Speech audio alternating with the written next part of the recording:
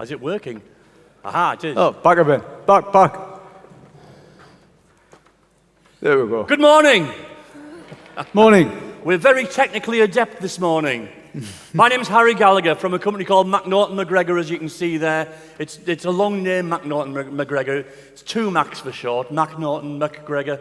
And this is my partner, Sean Curry. That's just his business partner, for clarification. Yes, just my business partner. He's not my type. Well, you know, in the acting fraternity, you never know. You know. So you can go and slip into something less comfortable. Thank you very much. All right, see you in a bit. We're going to be working with you for the next hour. And when I say working with you, we aren't going to be presenting to you. Hands up anybody who's ever worked with us before. One person, excellent. Fresh meat, Sean. So what you're going to find out is that we use drama. And it's not just a play we're going to perform to you. This is interactive drama. So have you all brought your scripts and your costumes? Nobody wearing a codpiece? No? You can relax, it's fine. This isn't role play. Although we do require you to get involved, you'll see how that works. From your point of view, it's entirely comfortable and it should be enjoyable. We know how serious a subject health and safety is because we've been working in this field for more years than I care to share with you. And you all saw the brief footage of Piper Alpha there.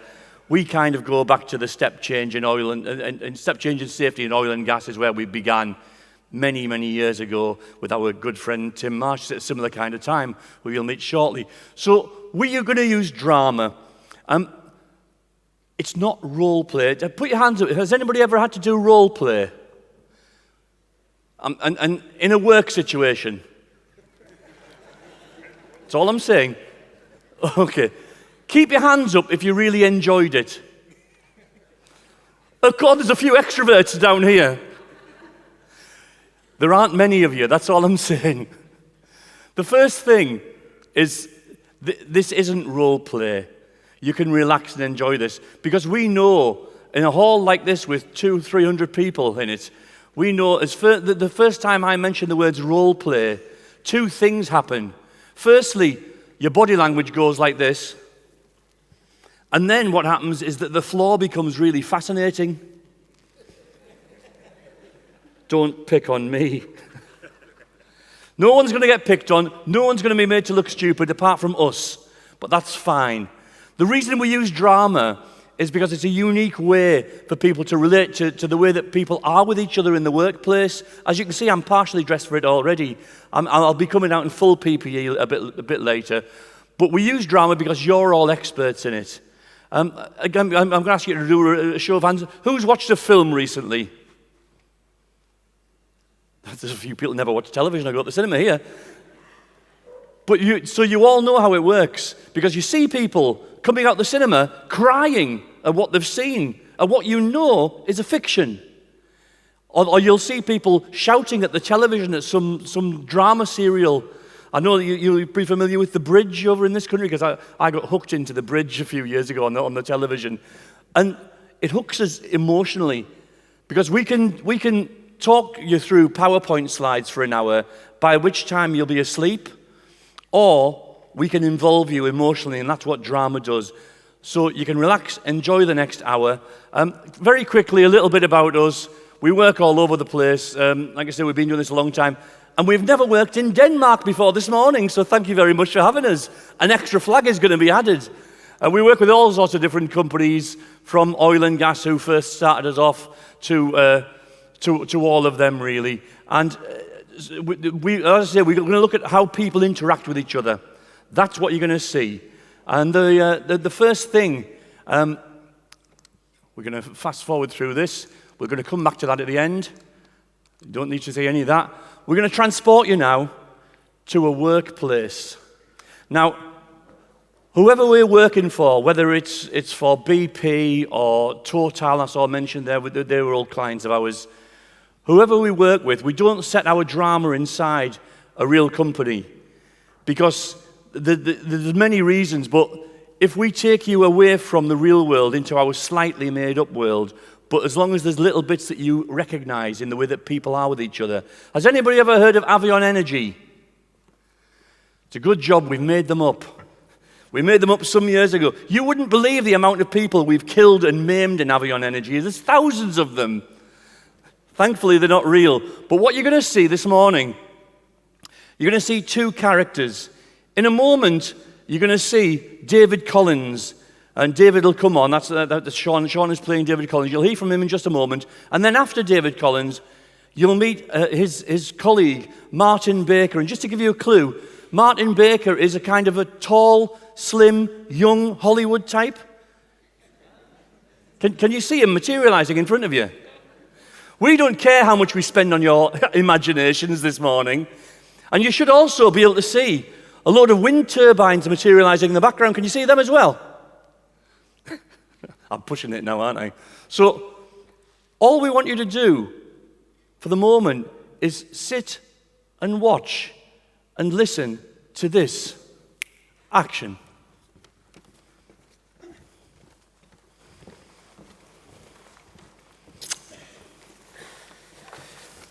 Do you know when I first started off in this industry, it was many years ago now, and we used to have a blame culture. We did. You know the type of thing. Something goes wrong, and you immediately blame the man with the hands on the tools. That's the get-out clause. But it's not like that anymore. Cultures move on. Things are different. It's better than that now. The thing is, though, there's still a blame culture, and it's stronger than ever. But that blame culture, it's in here. Because I blame myself, really, for what happened to Martin. I try to, console myself by saying, well, I attempted to do the right thing. I was trying to do the right thing. But to be honest, that's not an awful lot of consolation when I wake up at 2 o'clock in the morning and I'm thinking about it. If I'm being perfectly honest, Martin wasn't the easiest of guys to influence. He didn't like being told what to do, but then again, who does? Yeah. And Martin didn't suffer fools gladly.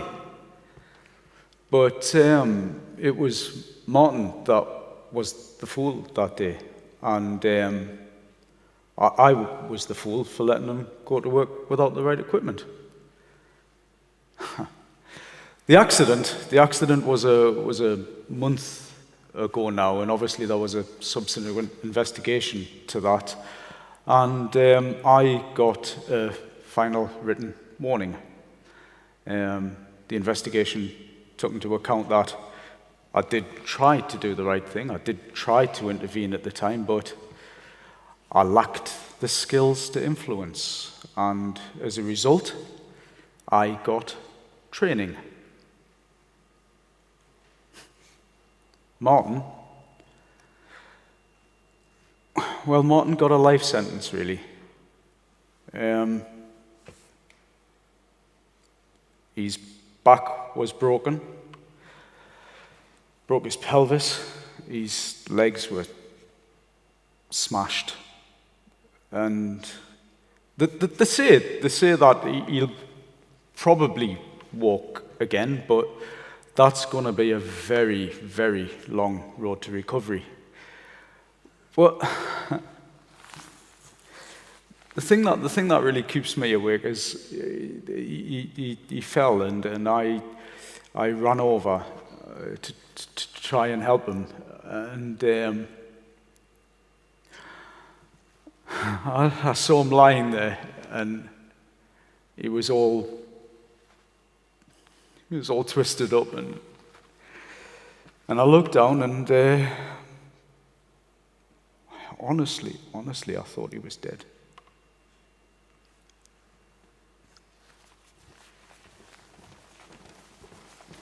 Okay. So we've got David Collins there, lead hand fitter. That's gone serious a bit, hasn't it? I'm going to come down here because there are bits of today we need to talk to you and hear you. And I won't be able to hear you from the stage. So somebody shout up from down here anywhere. What did we learn there? What do we know has happened? Hand up anywhere. What's happened there? Somebody's had a fall, an accident. Is it a serious one? Very serious. Who's affected by that accident, do we think? Who's affected by that? Everyone. They're very keen down here. They're a bit quiet around here, I have to say. I'm going to come and wake you up shortly. Everyone. Who's everyone? All of them? Who's all of them? If we break it down, who's affected by that accident? Sorry? Somebody shouted here. Family, colleagues. So the guy who's on stage there, David, is he affected by it? How is David affected by it?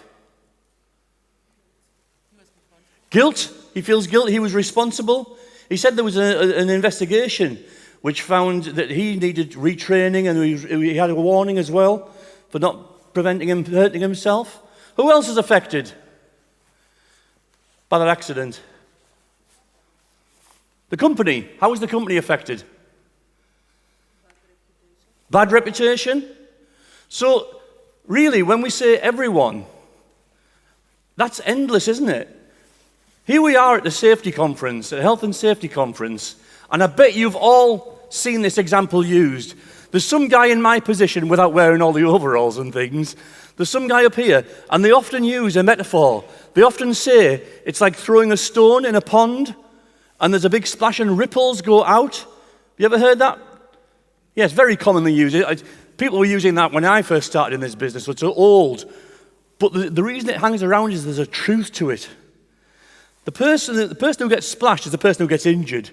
But then the ripples go out and out, so it affects their family, it affects their colleagues, and as they go out, it affects the whole company and can affect the whole industry. So it really is everyone.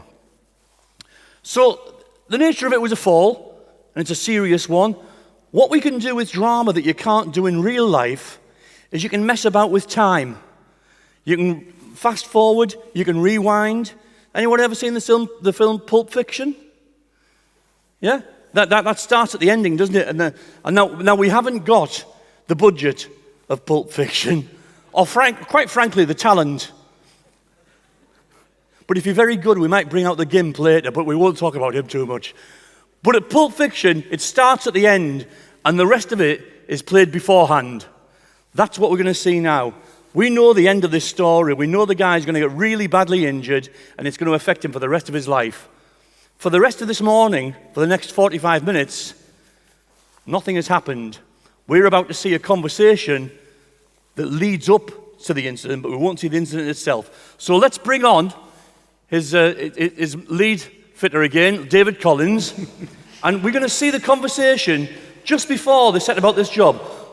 They're at the end of a working day. They're on an onshore wind farm, and it's the last job. And the last job is 2 turbine tours that we're about to do, one each, a small service job on the top of one each. And you know the worst thing about using actors at a conference like this? Sometimes we won't start work until the director somewhere shouts action. Oh, well, here we are, mate. Last job of the day at last, eh? Yeah, it's funny, isn't it? Last jobs, I'm finding out on these bloody onshore, last jobs are always the furthest away, aren't they? Yeah, always are, mate. Look, I'll tell you what it is. I'll open up here, right? You pop to the van, get the harnesses, mate. Hold on. We might have a bit of a problem there. What? Well, while you've been doing the paperwork here, I've just nipped and checked in the van, and I think I've left my harness behind in the last turbine. Oh, are you joking? How did you manage that? Well, I was first down from mine, wasn't I? So while I was waiting for you, I filled in my paperwork and I took the harness off at the same time, and I've left it inside the door. Oh, brilliant, Martin, brilliant. Right, well, that means we're going to have to go back and get it now, doesn't it? Eh? Oh, come on, Dave. Don't come on. Listen. I'll be extra careful, yeah? All I need to do is just... This is a quick job. They're as safe as houses. These last 2 turbines, they've even got elevators. We only need to be at the top a few minutes. Look, that's not the point, is it? Really? Yeah, but my point is, What the alternative is going all the way back to the last turbine, which is a 15-minute drive, driving 15 minutes back here, adding half an hour to our day when we could just see to this last job, do it carefully, and pick the harness up on the way out.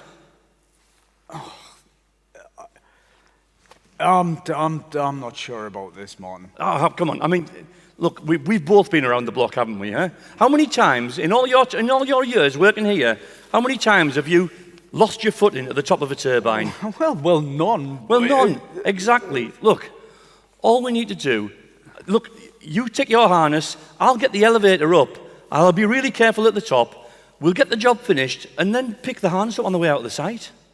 We're in the far corner here. Do you know what it is? Would you have done this offshore? Well, of course I wouldn't have done it offshore, but it's a different culture there, isn't it? You know yourself, the level of risk offshore doesn't even compare to here. Come on, what do you say? Last job of the day, we'll get fixed, we'll get away and pick the harness up and we'll be off. Once. I promise, just once. Freeze. You didn't know I had that power, did you? He's frozen. Can't see. I wonder what he's thinking. Don't you wish you could do that in real life? Just shout freeze and somebody does. Try it at home in the middle of a row. Or not. But there he is. There's David Collins, lead hand fitter. He's frozen in time. I wonder what he's thinking. Just at this moment, I wonder what's inside his head. Did anybody used to read comic strips? Yeah, when you were little? We had, like, in Britain, we had the Beano and the Dandy, and now we got newspapers like The Sun, who get us to vote Leave, but never mind. So when you open up newspapers, sometimes in the back there's still comic strips, and sometimes in the frame there's a character's head and shoulders, and over the head is a think bubble, like a cloud, and written in it are the words they're saying to themselves. What I'd like you to do, get a piece of scrap paper, because you got note paper inside your packs. Get a piece of paper and write down what you think is in his thought bubble right now. Give you a minute to write it down.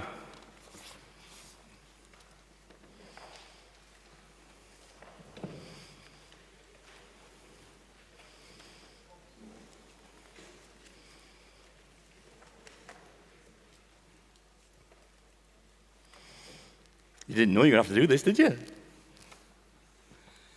It might be a sentence. Might be a phrase, it might just be one word. We'll see. Has everybody got something? Sean. Right. Now that you've done that for David, what I'd like you to do is to imagine that there's a thought bubble above Martin's head. You know, Martin, the late middle-aged, portly, balding one. Yeah? He can't say anything, he's frozen. So I'd like to imagine a thought bubble above his head and just scribble down what are the thoughts he's thinking right now, at this moment.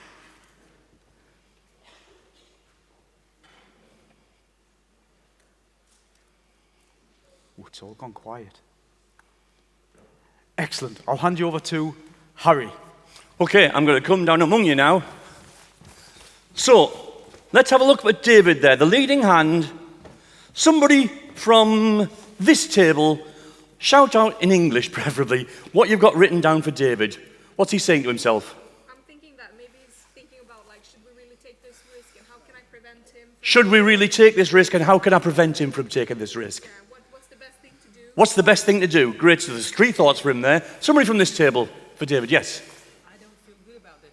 I don't feel good about, I'm really sorry. It'll only be 40 minutes. But I don't want to argue with him today. I don't feel good about this, but I don't want to argue with him today. Great stuff. Somebody from this table, what's David saying to himself? Shouldn't have done that. We shouldn't have done that. He shouldn't have done that. Somebody from this table for David? I shouldn't have agreed to that. Someone from this table? Yes. We did it 100 times and one more will be We've done it 100 times, one more will be fine. Well, I like that. Have you worked at Avion? Somebody from this table, last one for David. What have we got? We shouldn't be doing this. We shouldn't be doing this. So a range of thoughts there running through David Collins' head from, we shouldn't be doing this, I shouldn't have agreed to this, or perhaps we've done this hundreds of times and one more time won't make a difference. Well, we'll see if any of them are actually true or not. Sean. Right. Let's do the same there for Martin. Let's climb inside of Martin's head. That might be a scary experience, eh? Let's have a listen. Let's take a couple of tables. Let's try here. Thoughts for Martin. What's Martin thinking right now at this moment? This is wrong. What, this in general? Or? Yeah.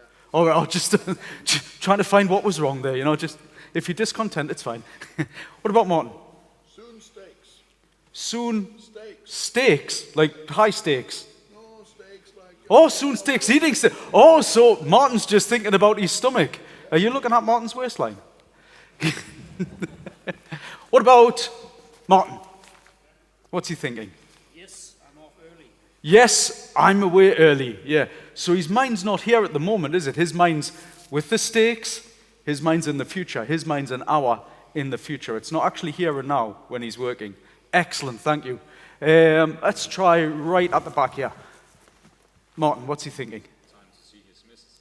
Time to see my missus. Yeah. Not anybody else's, but his own. Yes. Excellent for Martin. And let's take some from the gallery here. What's Martin thinking?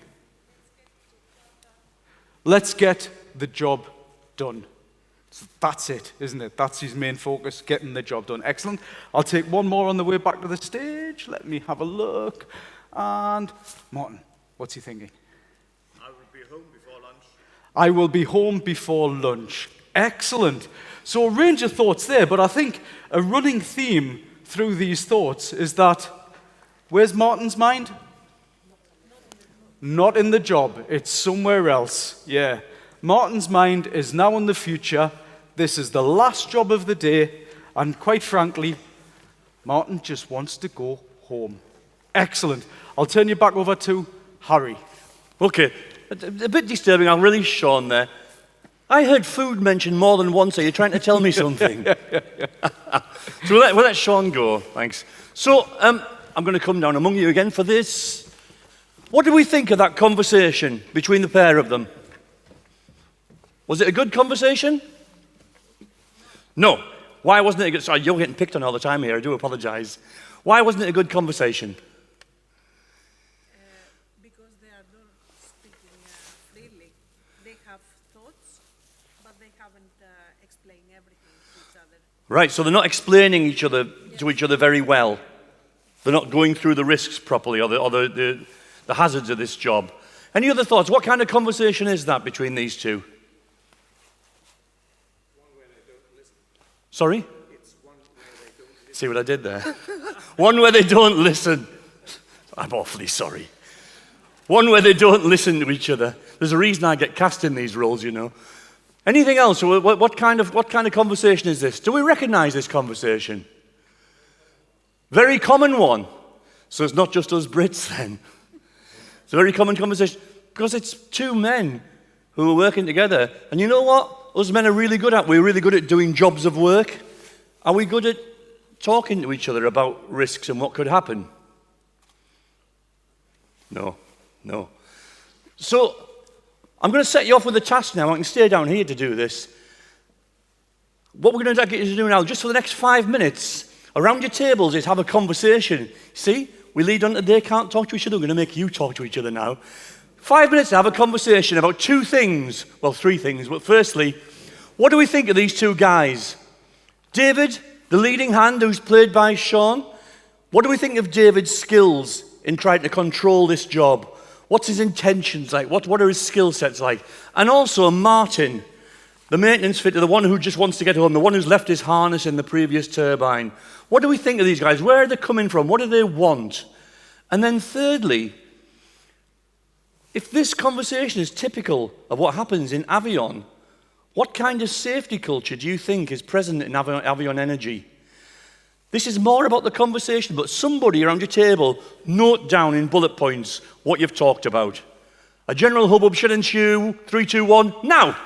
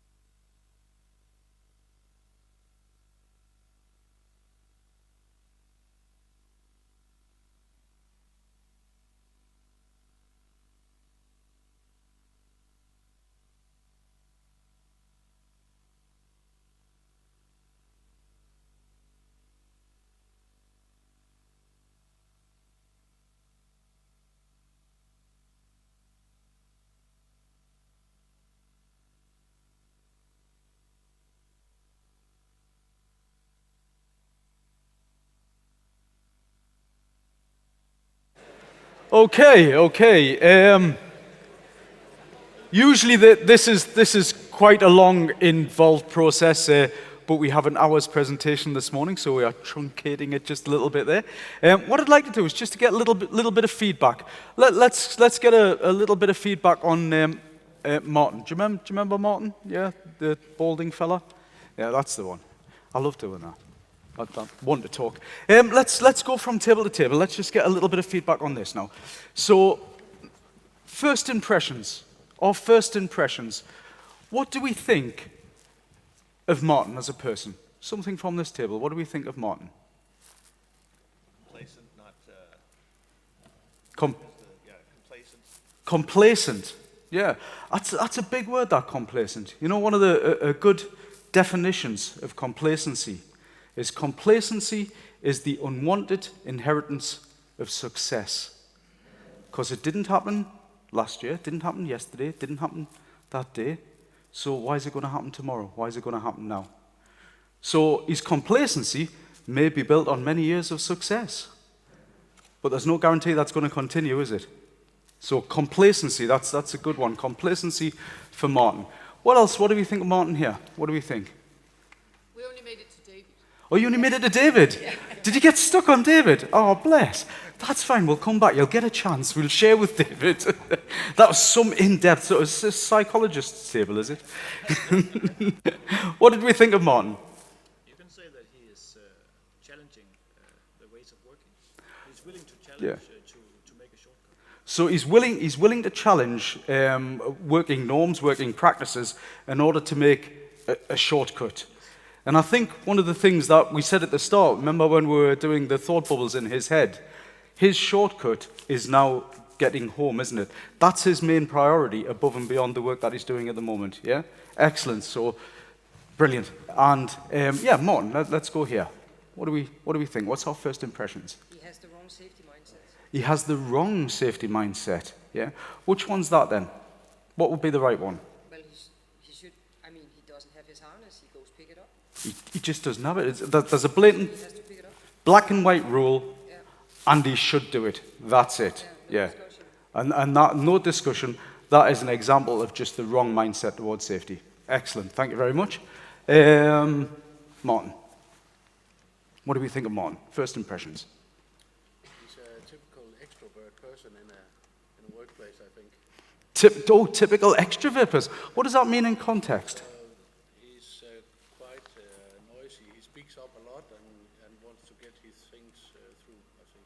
So he's I think I can recognize some of those in our work. so he speaks up. He likes to get his point across. He's got a large personality. Yeah. Doesn't see the other side of things often. So. And he may not necessarily see the other side of things. You know, in our line of business, sometimes what we say with people like that is that they can be key change agents. And if they're focused on the wrong mindset, these key change agents, because they're influencers, people like that can influence. But if they're focused on the wrong mindset, we're going to influence in a negative way, aren't we? But if we take all those positive things of the ability to speak up, the ability to influence people, we could harness that for something positive. But at the moment, not so much. One last about Martin. Who didn't I go to last time? Let's try this table here. Martin, what do we think of Martin? He's stuck in his ways and he's used to taking shortcuts. So he's stuck in his ways and he's actually used to this way of working now. So essentially, that's Martin's culture. Yeah, that's what he's used to and that's what he's brought to this company. Excellent. Thanks very much. That scene that we just witnessed there between Martin and David, how long was it? In real time, if you put a stopwatch on the first word and then you knocked it off on the last word, how long was that scene? A few minutes. A few minutes at best. Yeah, 2, 3, stretching at 3 minutes, yeah? So we've seen 3 minutes of somebody's life at potentially not an ideal time. Is that fair to make a deep-rooted assumption about people based on that little slice of time? Yes? No? If I followed all you around, right, with a video camera, yeah, just at work, because if I did it at home, it would be creepy, wouldn't it? But if I followed you around at work, say a month, I followed you and I filmed every single thing that you did, and I took all that footage away and I edited that footage, right? But I edited it down to 2 minutes. But 2 minutes that I wanted to show the world. Not 2 minutes that you wanted the world to see, but 2 minutes that I wanted to show the world. And I put it up on here in front of all these people. Could I make you look bad? Yeah, I could, couldn't I? Some people say, follow me around for 5 minutes, you'll make me look bad for 2 minutes, But you could though, couldn't you? Because we all have these conversations at work all of the time where they're not ideal, they're not positive. We don't leave the best of images that we could. We all have them. Most of the time, there's no consequence to that. And most of the time, we get the time later to fix that conversation. That just wasn't afforded this situation here. So if we've only seen a little slice of somebody's life, and perhaps it's not representative of them as a whole person, how can we find out more about that person?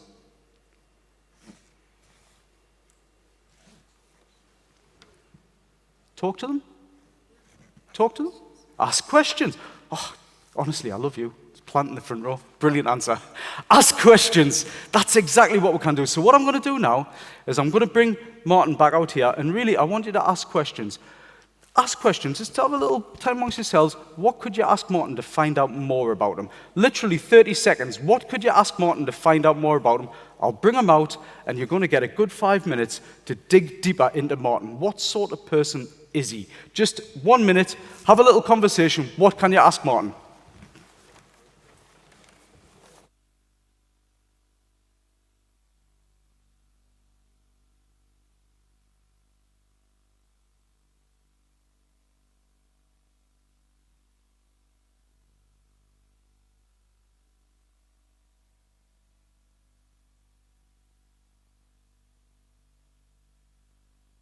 Going to be like literally a minute, and we're against the clock, so I'll bring Martin out. Remember, you can ask him anything you want. You can ask him about his home life, his personal life. You can ask him about his working life. You can ask him about his culture. You can ask him about his mindset. It's completely up to you. Just a couple of little provisos here is that if you start asking him about accidents, he's going to wonder what's happened. He's going to think you're some kind of psychic because the accident hasn't happened yet. You are actually talking to Martin, and this time, the time just after he had that conversation with David, that's when you're talking to him about as well. And remember, Martin is just a real person off the worksite. So it's not just what you ask Martin. You might want to consider how you ask him it, because you might not get the answer you deserve. Yeah? I'll bring him out. Martin! What? Martin, there's a few people here. Might have a couple of questions to you, because working for, is it Avian you're working for now? Yeah. Yeah? I understand that you're relatively new to the company. What's this, like a staring contest? They'll warm up. Don't worry about it. They just want to ask you a few questions. If you want a question for Martin, if you pop your hand up, I'll come running over to you, and then I can verbalize it for the rest of the people in the room, just so we can all hear. Nobody, that was easy. Can I go home now? Give them time. Martin, are you really that worried about getting home? Well, I'm a bit hungry. Well, questions for Martin. Who's got a question for Martin? Brilliant. Hold on. Oh, yes, go on. You put your hand I up. want to see your children tonight. Do you want to see your children tonight? That sounds like a threat. It's a bit scary on this table. I know. Yeah, I'll be seeing my children tonight because they want money. Yeah. The Bank of Martin. Sorry. I'm curious to know how he's feeling, like what's going on in his... Oh, this is a deep one, Martin, right? I'm sorry, how are you feeling? What's going on in your head? How am I feeling? Yeah. Hungry? I don't know, about what? How am I feeling about what? About the job? Yeah. To be honest with you, compared to where I used to work, this job's a piece of cake, really. It's a good place to work, you know. It can be a bit. The people who plan the jobs out for us have a nasty habit of planning them by far the furthest turbines away for the end of the day. But you know, Compared to 12-hour shifts in the middle of winter on an oil platform, not knowing if you're going to get home, if the next chopper is going to be fogged off, it's a piece of cake. Excellent. And the risks aren't anything like they were offshore, so, you know, I'll just much take better. Frontier, excellent. So what's your question for Martin? How long have you been working in the industry? How long have you been in the industry? Well, I've been in the energy industry for, dear me, 30 years, but it was oil and gas. I've been transferred to wind power for about a year and a half. Excellent. So a year and a half in wind power, yeah. Sorry, There's people at the back there as well. Yeah, I'm going to go. Don't worry. Forward for retirement. Are you looking forward to your retirement soon? Just thought that had a bit. I'm not sure I like this angle of questioning from this young lady. I haven't got enough money to retire yet. I had a rather misspent youth when I first came into this job. Chased money all over the world and spent it. So I've got a few years to go yet. Excellent. Yeah. What's the dangerous risk you're facing every day? What's the most dangerous risk I'm facing? Well, this feels pretty dangerous right now. Most dangerous probably falls from height, if you're being honest, but it's so unlikely, you know, very unlikely. You haven't got the dangers I had in oil with explosions and stuff. So it's pretty safe. Excellent. Why are you willing to take the risk? Why? Oh, no. Why am I willing to take a risk? Everybody takes risks every day when you go to work. You take risks when you cross the road. Life's full of risk, and you can't get rid of it. Does that answer your question? So, risk's part of the. I'll come to the back here. Yeah, sorry. What do you enjoy doing when you're outside of work? Oh, what do you enjoy when you're doing outside of work? I think somebody wants to go for What a do I do drink with you. outside of work? Yeah. Actually, I play guitar. I play guitar and write songs and play at terrible folk clubs, but you might not understand the concept of folk clubs here, where crusty old people like me gather and relive their youth, pretending to be pop stars. Excellent. But honestly, that's what I do outside of work. Yeah. Brilliant. Any last questions? for Somebody, Martin? yeah, over here. Wait, sorry, I do apologise. I'll come down. Yes. How many safety incidents has he experienced? Oh, here's a good one. Now, how many safety incidents have you experienced in your lifetime? Safety incidents. Yeah. There's a safety incident at the beginning of every day when you get a toolbox talk. That's an incident to me. But in terms of hurting myself, do you mean? Is that what you're talking about? I put my back out about 6 years ago, and it was my own fault. I was lifting a cover offshore, and they had a 25-kilo weight lift before you had to get assistance, and it was a bit over that, and I pulled my back. That's the only incident I've ever had. So minor stuff. Yeah, absolutely. I'll take one last question for Martin before we move on. Let's quickly There's a lot of one last questions. The lady over there's had her hand up about 6 Oh, times. has she? Right, okay. Ladies Two last before gentlemen, questions. I'm afraid. 2 last questions, to be polite. Question for Martin. What do you think about David? Oh, what do you think about that lovely David guy, not to influence you? David, he's all right, you know. He's just, he's okay. You know, I think he flaps a bit. He's a bit of a panicker. I don't think he ever worked offshore himself, otherwise he wouldn't panic so much on this little job, you know. What was your question around here? Yeah, Martin, just give me 1 minute where you explain and look deep inside yourself and ask yourself, if something worst case happens to me, how would that affect my family and my kids? Wow. Oh. So the gentleman We'll wants get me that. to give him 1 minute to explain, looking deep into his eyes, which I'm a bit worried about, and deep inside myself, to explain what would happen to my family if I hurt myself. That was your question, wasn't it? They'd probably laugh through the joy of not having me there anymore. I'm being flippant. Nobody's going to get hurt here on this job. The reason I've been working so long in this industry is because I can look out for myself. Otherwise, I wouldn't still be here. So everybody wants to go home in the same shape that they came to work with in the morning. And I'm no different. And so I don't know what else I can say to you about that. It's, you know, I'm not slapdash, I'm not complacent, I don't think. I try and look out for myself, and I use my experience to keep myself safe. What else can you do at work? Excellent. Well, Martin, I realise that you're wanting to get home. Yeah, I'd like to Yeah? say I enjoyed that. So, But- well, but you didn't. At least you're honest. Okay, just very, very quickly, just one or two responses. You had your first impressions of Martin, and now you've spoken to him. What do we think now? Confirm them or challenge them, our first impressions?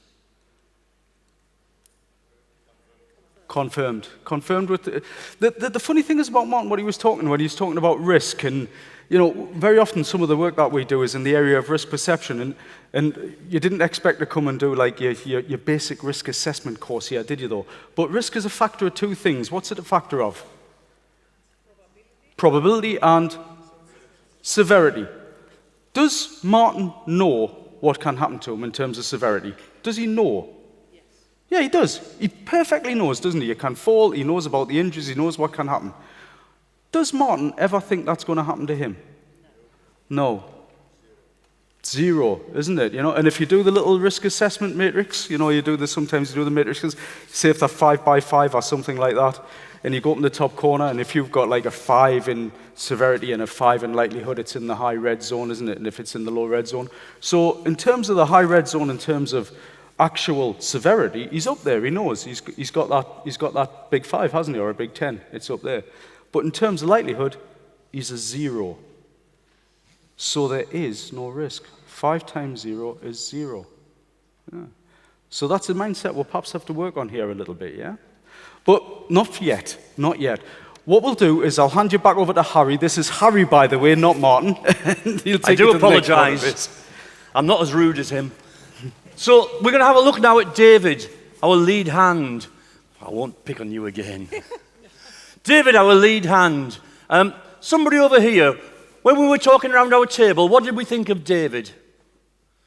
What kind of guy is he? On the spot now, aren't they? Yes? He's not a good role model. Not a good role model. Why is it? What is it about him that it isn't a good role model? For the safety-wise. For safety, yes. Regarding safety, why? What is it about him that's not good role model for safety? What's he doing wrong? He can be bent, so he can be swayed. Yeah. Through a conversation that lasted 2 minutes, you suddenly saw his own risk perception bending sideways. Yes. His skills were very poor. His leadership skills were very poor. Okay. So he began leading the meeting, but very quickly Martin took charge. And then David was kind of following Martin's lead quickly. Anything else over here? Yes. Doesn't want to be the bad guy. Hands up, who likes being disliked or thought badly of? It's all of us, isn't it? So that desire to want to please people has led him to being swayed in a safety conversation. See, we're not talking about safety anymore there. You're talking about the human condition. And we're all, hopefully, in here, human beings. And as such, we're all swayable at certain times, especially at the end of a tiring day. And suddenly they think, maybe we do both want to get home. Anything else about David before we move on? Yes?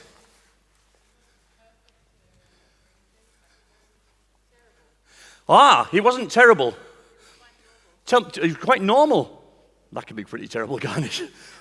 Tell me one good thing he did well.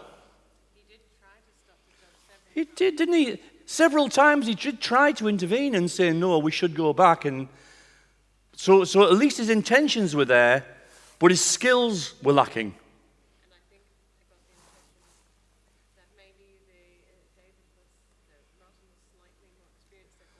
So Martin has more years on the clock. Only slightly. But Martin's older and therefore wiser, perhaps. And therefore, he's allowed himself to be swayed by somebody else's experience. But we know, even though Martin doesn't, that that's worth nothing in this situation. We know what's going to happen to him in only 5 minutes' time. We're going to do the same thing now to David as we did to Martin. I apologize to all you lovely tech guys up there. This is being streamed live all over the world, and the cameras are all on the stage, and there's nobody there. I hope you're hearing it okay. So, but you know, we'd rather work you guys in the audience, frankly. So we're going to do the same now to David as we did with Martin. We're going to bring him out on that stage, and you've got 5 minutes with him to ask him anything you want to. You can ask him about the conversation he's just had with Martin. Ask him about the job they're about to do. Ask him about the company, about his home life.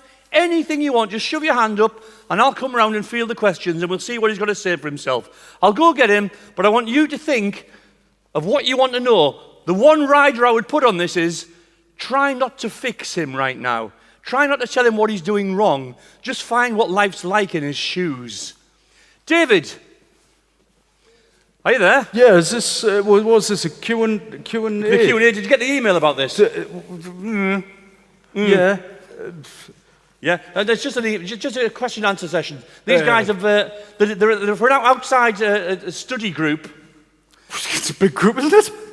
And they're coming to see what it's like working at Avion. Oh, right, yeah, it's a good company. Is this Hawking for Business? No. Oh, Hands up, right, who's okay. got a question? Yes. All right.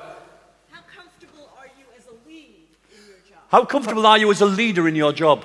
What, do you know that's a good question, really, because to be honest, I work with a really good bunch of people. So if I'm being really honest with you, I don't really consider myself a leader. It's funny you should say that. Well, it's more collaborative. Do you know what I mean? I mean, that's how we do work around here. Everybody's as equal as experienced as me, if not more so. They know the job well. So I think, we work in collaboration. Okay. Next question. Yes, sir. In the corner. David, tell us about your safety culture.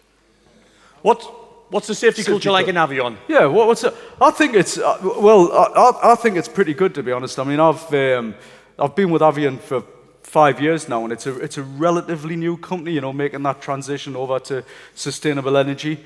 So we're relatively new, but I think the culture is good. I mean, they're working on it. Let's be perfectly honest. They've got a good mission statement. They've got a good management system in place. The guys at the top are good fellas. To be honest, and I'll be really honest with you, because we're a new company and we're growing rapidly, we're pulling people in from lots of different areas, and they all come with their own ideas. Okay. You know Question what I mean? here from this lady. Yeah. How do you evaluate and manage risk? Oh, God, to the nth degree these days. I tell you what, as you go to the toilet now, you fill out a risk assessment form. Really, it's... Do you mind that they're very refined people here, No, I'm sorry, but I mean it is. Risk gets managed to within an inch of its life, and I mean we do RAMs, sort of risk assessments and method statements before we do every job. We do pre-toolbox talks, I mean we do post-job thinking analysis, or okay, name it. Next question. We've got the systems. For David, what do we want to know from him? Oh, fellow at the front here. Oh, we got one in the front. Yeah. Yes, sir. Have I had to pull a stop card? Yeah, I mean, I think they encourage people to pull stop cards. To be honest, right, everybody's pulled a stop card, but it can be a little bit awkward, because you're working shoulder to shoulder with somebody, and there's two people in the team, and you put a stop card in on somebody. It doesn't take a genius to work out where it come from. Do you know what I mean? So it's kind of like, did you put a stop card in on me? No. It's like, so you kind of, to be perfectly honest, mate, there's times when you put in stop cards, and there's times when you just go, come on, and you sort it out between yourselves. You've got to work with people. You've got to work. Have you ever had a safety incident? Have you ever had a safety incident? I don't really think I particularly have. I mean, I split my thumb once, but I wouldn't say that was obviously it has to go in the book and everything like that, but sometimes that's just the general knocks of work. You do enough work, and sooner or later you're going to get the odd knock, but nothing major. So do you think accidents are inevitable then?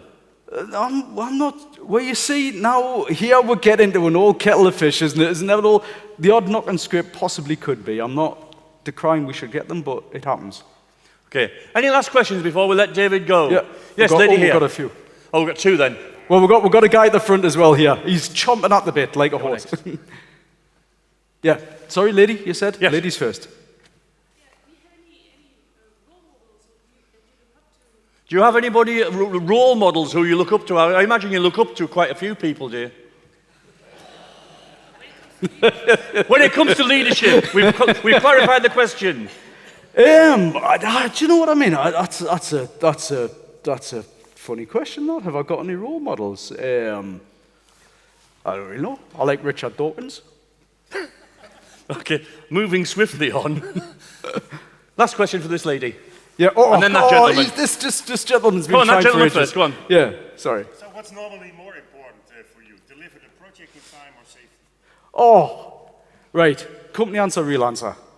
What's What more do you want? important, delivering the job on time or safety was the question. Yeah, what's more important? The thing about that is, right, we do put safety pretty high up there on the agenda. We really, really do. Okay, we do, and I make no bones about that. And it's good. It's a good company to work for, and I'm not gonna slag it off. Okay. Now, in this company, I've not particularly come up against this. Not really, but if I go back a few years with the other companies that I used to work for, right, says nothing is so urgent or important that we can't take the time to do it safely. But 5 o'clock, lads, see what I'm saying? Yeah? And I'll tell you what it is as well, is that if you bring a project in under time and under budget, and you know, right, that you've had to push things to do that, nobody comes up to you afterwards and says, how did you do that? Everybody just goes, well done. Food for thought. Last question. How many near miss did you had last year? How many near misses did you have last year? Not you personally, maybe. No, me, none, not really, yeah. The team, your team. The team, personally... How many have you reported? And how many have you reported? Me. She thinks you're dishonest. You see, that is a question I can't answer for other teams, isn't it? Because if it's not reported, how do I know they've had a near miss? Just Your saying. team. Right, but my team, we haven't had any near misses, but I will tell you the ones that have been reported, we do sometimes have a bit of a problem with dropped objects and slip, trips and falls. But I think that is kind of right across the industry. I mean, if you examine the industry statistics, falls from height are pretty well up there as one of the top dangers. And we have had a couple of dropped objects. Now, didn't hit anybody or anything like that. But you know, if you've got something 100 meters high and you're dropping a podger spanner or something like that, which is like a javelin, if you're dropping that from 100 meters, you know what I mean? 100 feet. We have to let you go, David. That's Press gonna for be bad. time. Thanks for your time. No, it's not a problem, mate. It's been nice to talk to you. And anybody wants to work for Avian, you know, good company. Are you on commission? Oh, yes. He's gone now, using the power of drama. He's left the building and can't hear us. Now we've met David. What do we think of him? Is it any different from what we thought? About the same? So what? Would it fair to say he's a reasonable fella? Did either of these people come into work intending to cause an incident today? No? And we could say, and I know, that you'll think that Martin is perhaps a bit slapdash and he's let his experience get the better of him and he's got less of a good attitude towards safety. Do you think David has a pretty good attitude towards safety, though? Same? Bit slapdash sometimes? The same. So, but these guys didn't come into work intending to have an accident, but we know what's going to happen. We're going to hand it over to you now to stop this incident happening. And the way you're going to do this is, you've got 2 minutes to talk in your group and note down some things, some skills that David could have showed in that conversation that he didn't show first time round. And it might be things like, be more assertive with your body language, don't give way so quickly, make your voice better heard, whatever it is around your tables, write down some advice for him. You've got literally 2 minutes to write down some advice for how David could have a better conversation with his colleague to stop this accident happening. Over to you.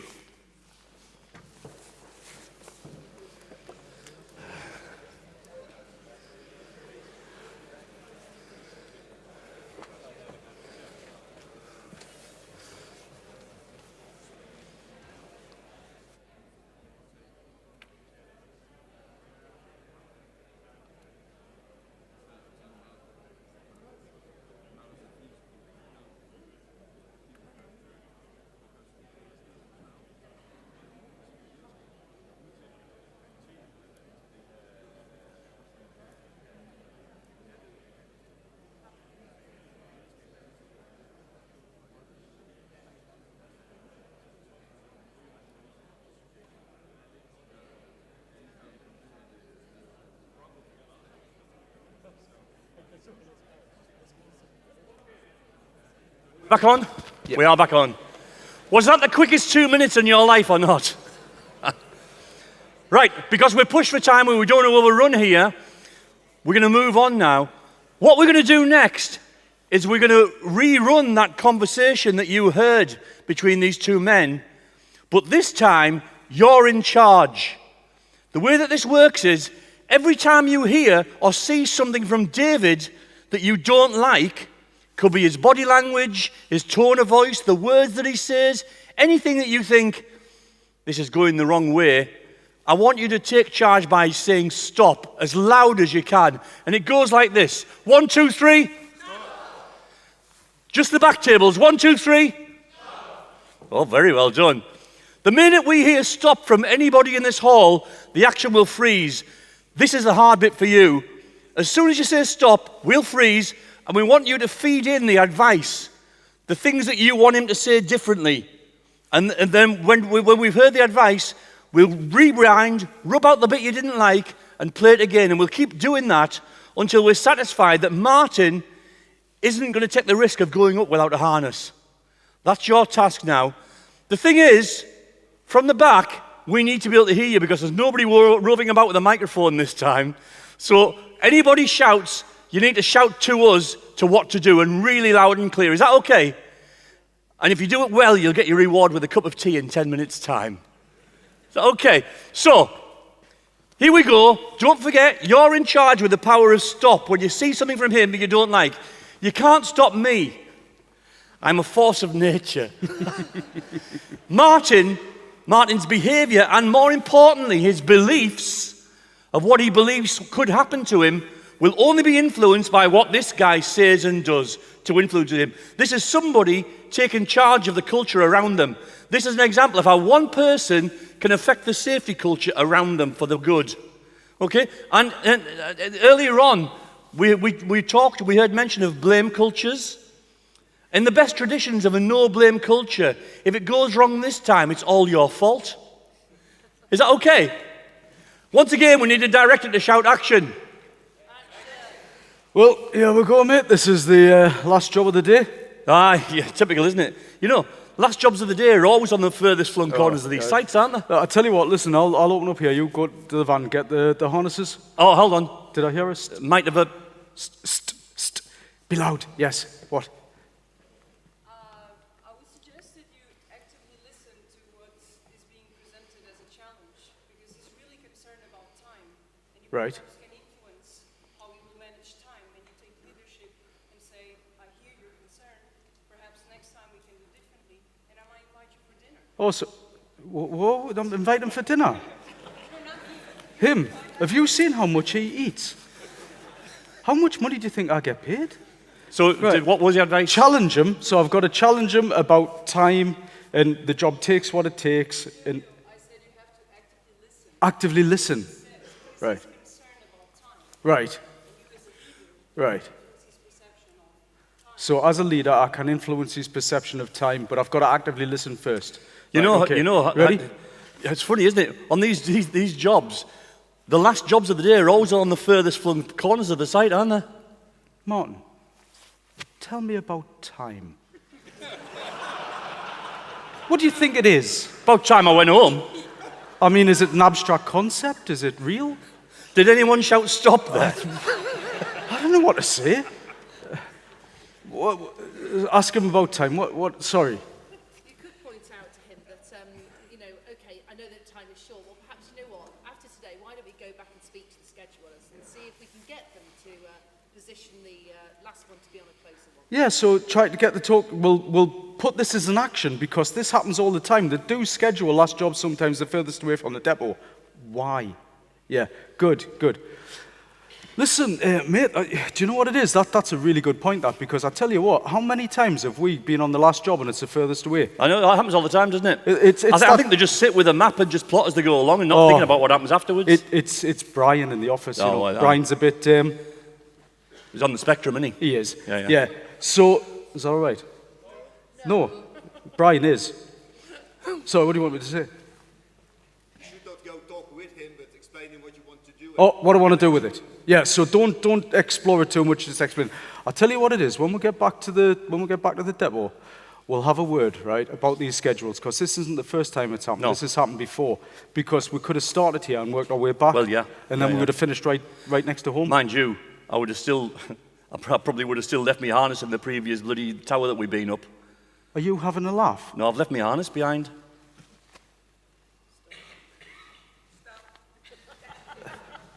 How do you work with this? What shall I say?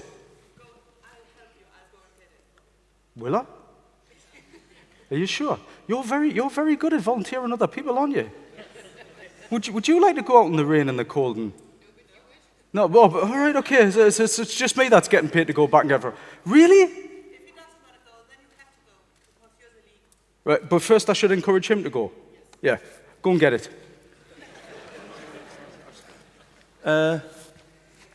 No. Thank you. I don't want to go. I'll say that you care for him, so you need him to go and get it. But don't run. Right. It's because, right, okay, so we need... I know I'm being funny, mate, but we need to get the harness. Well, listen, I know, but we can get it on the way out the site. Because it's quarter of an hour's drive away, Yeah. don't forget, and quarter of an hour back here. Yeah. These last two are really safe. They've got elevators on them. Yep. David, you need to tell him that he is your responsibility. Right. I want you to stand by with our safety culture. Yes, we are a new company, Mm-hmm. but you have been on courses. We want safety first. You need Right. to tell him that, otherwise we will not do the job. So he's my responsibility. He knows he's new to the company, and we need him to get on board with the safety culture. Right, excellent. And I can do that with emotion. He's not that good. Martin. Have you turned? You're my responsibility. I'm your responsibility. Yeah. Step back, my friend. No, I'm just... That's an unsafe act. Could have been dangerous. No, Martin, seriously, mate, listen. I wouldn't feel comfortable with that at all. You know I'm in charge of this job, and it's my responsibility to make sure everyone's safe. Yeah, and but goes listen, home. it's the last job of the day. Do you really want to go half an hour's round journey to get a harness for when we're going to be up there for 2 minutes? Have you ever lost your footing at the top of a turbine in all your years? Stop, I haven't. Yeah. Shout now. Yeah, shout. What?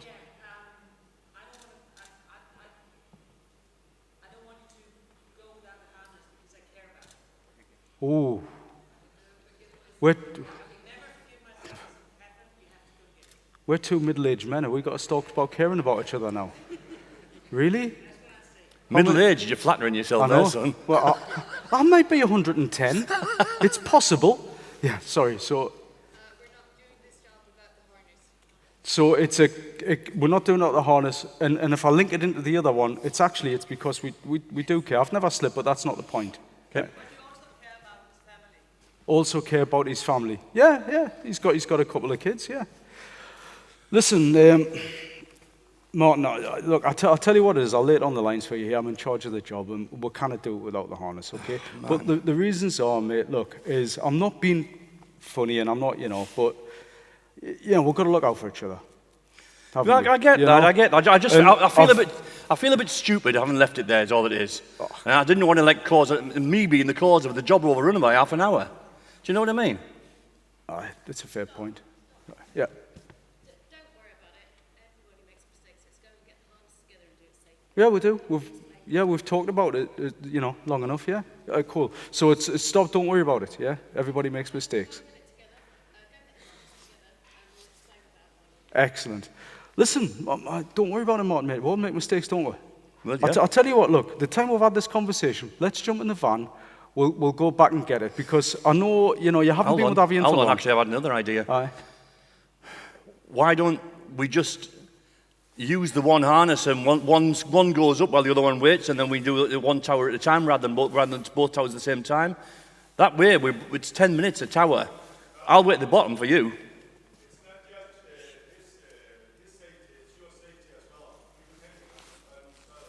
Yeah, so it's both of our safeties. Yeah. Excellent. Right, so it's my safety. Look, Martin, I realise what you're saying. I tell you what, let's just do the company thing. Yeah, I mean, I know what you're saying here, but all right. I know you haven't been with Avian for very long, but we do. Yeah, I just care didn't here, want mate. to. I didn't want to overrun the job. Hey, look, listen. I'll tell you what. If we jump in the van now, We're pushed for time. I can if see we do that. 90 miles an hour down the road, no, I'm just joking. If we get down the road, we'll be here and back. Freeze. Have we stopped Martin having an accident? Now they're going to go in the van and get the harness. No? Yes? Is Martin now going to climb up this tower right now without a harness?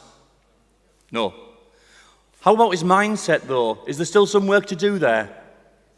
What would you do next with Martin? After this, so we've stopped him from badly hurting himself right now. What do you do next with him?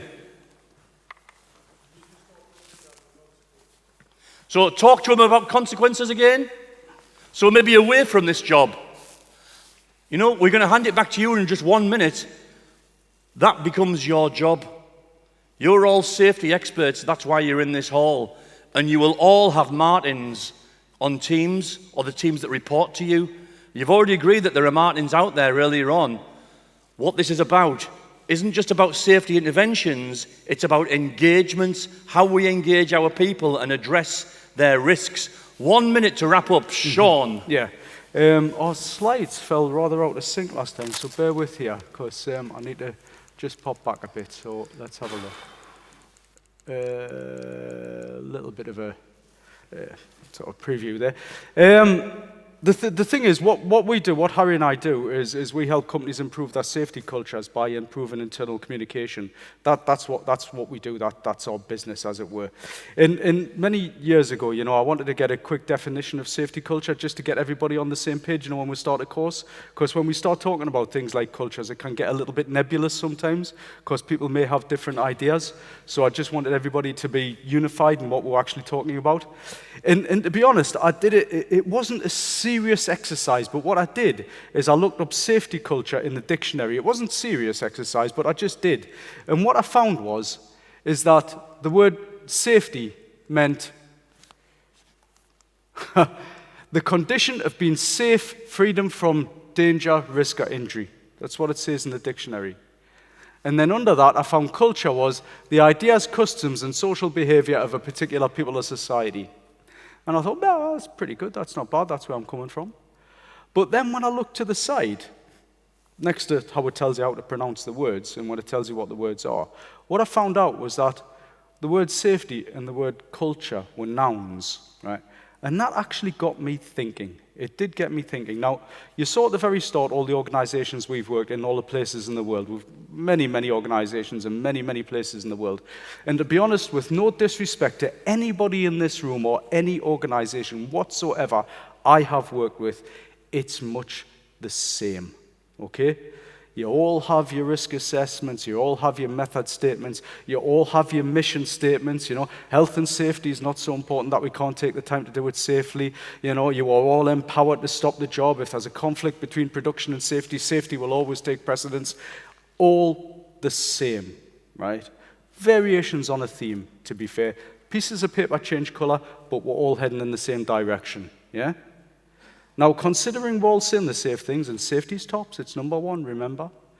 Do we all have the same safety culture? No, I can see the head shaking. We certainly don't, do we? We know some people that are up there, and we know some companies that we go, oh, well, you know, there's room for improvement. Let's be diplomatic, yeah?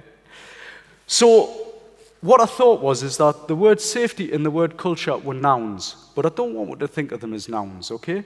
What I want you to think of is verbs. When the word safety and culture comes together, it's verbs, because we can all say really positive things about safety. We talk about safety all the time, but if those positive words aren't backed up with real, tangible, positive actions, they don't count for an awful lot, yeah?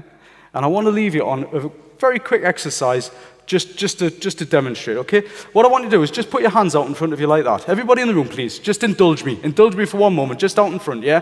And I never know, but is that your index finger? Is that your index finger? It is, isn't it, yeah? Oh, you waggle your index finger, yeah? All indulge me, please, yeah? We all got an index finger, we all know where it is. And I want you to make an A-OK sign like that. Have you got an A-OK sign? And when I say 1, 2, 3, I want you to take that OK sign, 1, 2, 3, and put it against your chin like this. Go on. Do it now. Okay? What did I say? Put it against your chin. I saw a few people doing this. Yes. What did you copy? You copied my actions, not my words. What we do is far, far more powerful than what we say. And in this room here, we talked about key change agents. You are all key change agents that can lead by example. Thank you very much. Thank you very much for working with us. Enjoy your break. Apologies, we ran 5 minutes over. Sorry, Tim.